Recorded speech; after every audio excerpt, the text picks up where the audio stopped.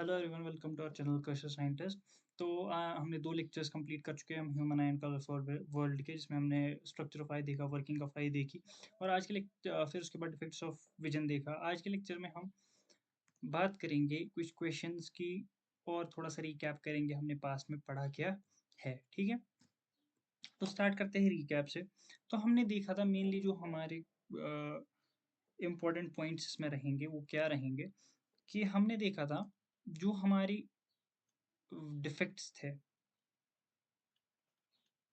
Defects में हमने देखा था कि जो मायोपिया है वो उसको हम और एक नाम क्या देते थे, नियर साइटेडनेस।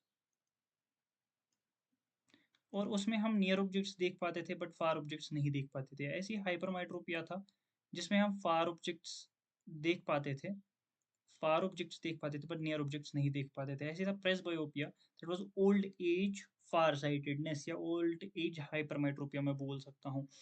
ऐसे ही हमने देखा था स्टिग्मैटिज्म देखा था, कैटरैक्ट देखा था क्या होता है। इसके अलावा मैं एक पॉइंट और डिस्कस करना चाहूंगा। जो ह्यूमन आई की विजन होती है ना, field view of human I, field view of human आई जो होती है वो 150 डिग्री होती है। मैं पीछे नहीं डिस्कस किया है मैंने, बट अब मैं डिस्कस कर रहा हूँ कि इंपॉर्टेंट पॉइंट है। 150 डिग्री फील्ड व्यू होती है एक आई की।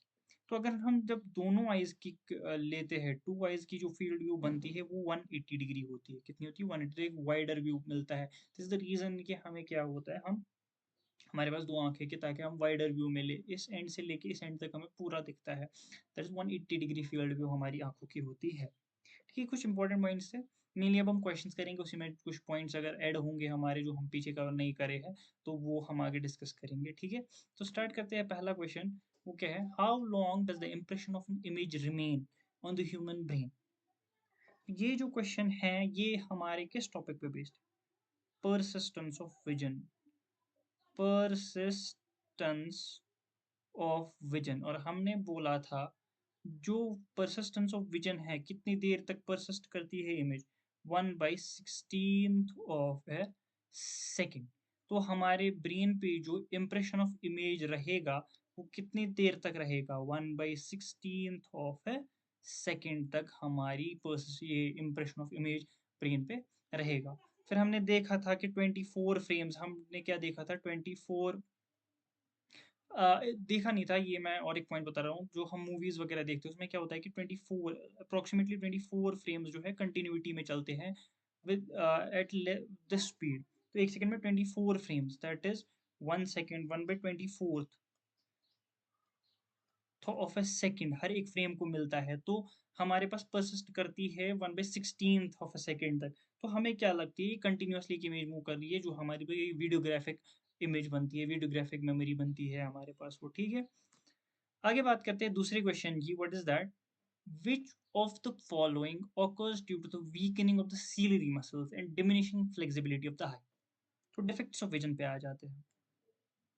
डिफेक्ट्स ऑफ विजन कौन कौन सा देखा था हमने? मायोपिया किसकी वजह से होता था? Decrease in focal length, decrease in focal length. या दूसरा रीजन क्या था इसका कि फार साइड जो फार पॉइंट है वो नजदीक आ जाता था, इज क्लोजर। जो हाइपरमाइट्रोपिया था, मेन तीन तो यही थे। हाइपरमेट्रोपिया, इसमें क्या होता था, इसमें इंक्रीज होता था फोकल लेंथ, और जो नियर पॉइंट था वो फार अवे चला जाता था, थोड़ा दूर चला जाता था। और लास्ट वाला जो था, हम सॉरी लास्ट तो डिफेक्ट नहीं था, बट इस रिलेटेड जो तीसरा हमारा डिफेक्ट था that was presbyopia. Presbyopia में क्या होता था, इसमें भी same, this was old age far sightedness, old age far sightedness. इसमें क्या होता था, इसी में हमारी जो सीलरी मसल्स थी, अगर आपको याद होगा, सीलरी मसल्स हमारी उन वीक हो जाती थी, जिसकी वजह से हमारी इनकी इलास्टिसिटी जो थी वो कम हो जाती थी। जब इलास्टिसिटी कम हो गई फ्लेक्सिबिलिटी ऑफ डिमिनिशिंग फ्लेक्सिबिलिटी और डिमिनिशिंग द फ्लेक्सिबिलिटी, जो आई लेंस की फ्लेक्सिबिलिटी थी फोकल लेंथ को एडजस्ट करने की, वो कम हो जाती थी।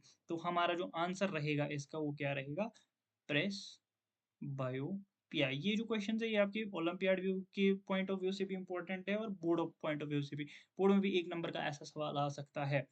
ठीक है, which of the following is due to the press occurs, या ऐसा सवाल आ सकता है व्हाट हैपेंस इन प्रेसबायोपिया, तो आप ये चीज बोल सकते हो। ठीक है, तीसरा question, what is the field view of human being with 2 eyes. तो अभी हमने डिस्कस किया, क्या डिस्कस किया हमने, जो पहली आपको पॉइंट बोला कि एक आई, 1 आई फील्ड व्यू कितना होता है 150 डिग्री, एंड 2 आईज का जो फील्ड व्यू होगा वो कितना होगा 180 डिग्री। तो हमारा आंसर क्या आएगा, 180 degree is the human beings field view with 2 eyes. ठीक है, तो आगे बात करते हैं क्वेश्चन नंबर 4 की। अब हमारे पास 2 न्यूमेरिकल्स, इसके बाद और एक न्यूमेरिकल है। तो पहला न्यूमेरिकल थोड़ा डिस्कस कर लेते हैं अच्छे से।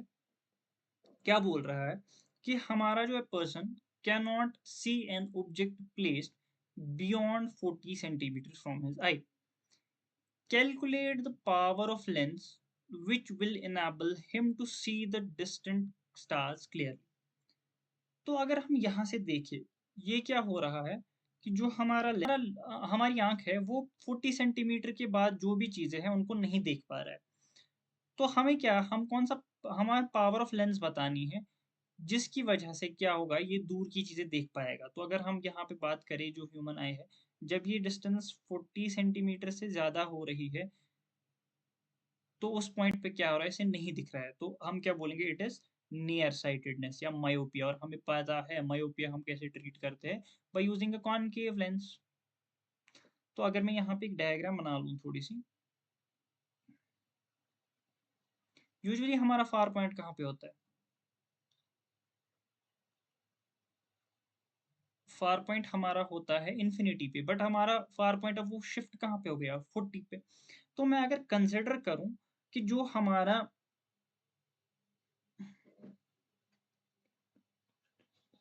to do study with a lens which forms the image at a distance of a distant object at a distance of 50 centimeter in front of it। तो इसलिए क्या होना चाहिए, जो हमारी, तो क्या होना चाहिए इसके लिए, अगर हमारी पास कोई इन्फिनिटी से कोई इमेज आ रही, इन्फिनिटी से कोई ऑब्जेक्ट से लाइट आ रही है, तो वो क्या करना चाहिए, वो 50 सेंटीमीटर या 40 सेंटीमीटर पे उसकी इमेज बनाना चाहिए, ताकि उसके बाद जब वहां से लाइट जाए वो वापस कहाँ पे फोकल लेंथ पे बने और हमारे रेटिना पे बने। तो इस चीज के लिए हम क्या करेंगे, काम हम निकालेंगे, जस्ट सेकेंड। तो हम क्या करेंगे, काम हम कंसिडर करेंगे जो हमारी ऑब्जेक्ट डिस्टेंस है, जो ऑब्जेक्ट डिस्टेंस है वो माइनस इन्फिनिटी है, और हमारा जो इमेज बनेगी वो कहाँ पे बननी चाहिए, -40 सेंटीमीटर पे बननी चाहिए। ठीक है, तो हमारा जो फोकल लेंथ आएगा एफ, वो कितना आएगा, 1/v minus 1/u is equal to 1/f। तो u की वैल्यू कितनी है, माइनस इन्फिनिटी, तो ये मैं ऐसे लिख सकता हूँ 1/v कितना है -40 माइनस 1/-इन्फिनिटी इज इक्वल टू 1/f। तो ये क्या है, ये तो प्लस है, ये तो जीरो बन गया, पूरी टर्म जीरो बन गई। तो 1/f किसके बराबर आया, 1/-40। तो f किसके बराबर आया, -40, क्योंकि इसका ये कितना होता है, जो हमारा ये होता है focal length of a concave mirror, वो क्या होती है, नेगेटिव होती है। तो हमारा जो पावर आएगा वो कितना आएगा, 1/f, वो कितना होता है 1/40 से 100/40 सेंटीमीटर में बोल सकता हूँ क्योंकि सेंटीमीटर्स में दिया गया है। तो it will be 2.5 approximately, 2 jar 8, 4 2 jar 8, वहाँ पे 2.5 सेंटीमीटर, 2.45 डायएप्टर, ये हमारा पावर ऑफ कनकेव लेंस होगा। तो समझ आ गया होगा। हमने क्या किया, हमने सिंपली देखा कि अगर हमारी इमेज जो है अगर वो 40, हमारी जो आंख है वो अगर 40 सेंटीमीटर की बियॉन्ड नहीं देख पा रही है, तो उस केस में क्या होगा, हम क्या काम करेंगे, हम एक कॉनकेव लेंस लगाएंगे और चेक करेंगे कि उसका पावर कितना होगा। वो पावर हम कैसे चेक करेंगे, हम कंसिडर करेंगे अगर कोई इन्फिनिटी से कोई लाइट रे आ रही है तो वो अपनी इमेज कहाँ पे बनानी चाहिए, वो -40 सेंटीमीटर पे वो इमेज बनानी बनानी चाहिए, और वहां से फिर वो क्या बनाएगी, हमारे रेटिना पे कास्ट हो जाएगी। तो इसलिए हमने वो निकाली, वहां से हमने focal length of the lens निकाली, और इसी से हमारा जो आ गया power of A concave lens कितना होगा, 2.5 डायोप्टर होगा। ठीक है। नेक्स्ट, तो क्वेश्चन नंबर 5 क्या बोल रहा है कि person is unable to see the objects nearer than 1.5 meters and he wants to read a book 30 centimetre, find the focal length of the power of the focal length the power of the lens needed spectacle. तो इस case में क्या होगा, क्योंकि ये near objects नहीं देख पा रहा है, तो दूर के ऑब्जेक्ट्स देख पा रहा है, तो ये क्या है, हाइपरमेट्रोपी। हाइपरमेट्रोपी का है।